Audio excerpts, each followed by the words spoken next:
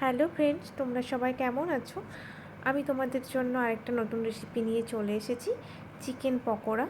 Chicken pakora বানানোর জন্য আমি ছোট ছোট চিকেনের পিসগুলো নিয়ে নিয়েছি, আর এর মধ্যে দিয়ে দিয়েছি আদা বাটা, রসুন বাটা, পেঁয়াজ বাটা, কাঁচা লঙ্কা বাটা, আর দিয়েছি অল্প সামান্য হলুদ গুঁড়ো, একটু সামান্য লঙ্কার গুঁড়ো, 2 চামচ কর্নফ্লাওয়ার, আর সামান্য নুন।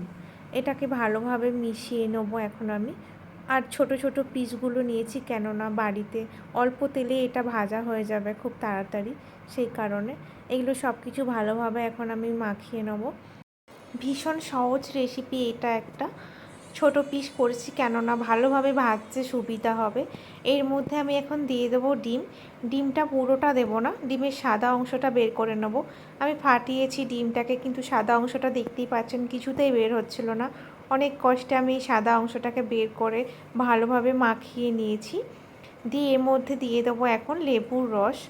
লেবুর রসটা মাখিয়ে আধা ঘন্টা ঢাকা দিয়ে রেখে দিতে হবে। চাইলে আপনারা ফ্রিজেও রাখতে পারেন, আমি বাইরেই রেখেছিলাম। এরপর কড়াই গরম করে এতে সাদা তেল দিয়ে দিয়েছি। সাদা তেলের ওপরে সাদা তেল গরম হয়ে যাবার পর চিকেনের পিসগুলো আমি তুলে দিয়েছি। গ্যাসের ফ্লেমটা কমিয়ে নিয়ে আমি একদম লাল করে ভেজে নিয়েছি। চাইলেই আপনারা যে কোনো দিন বাড়িতে এটা রেডি করে নিতে পারবেন।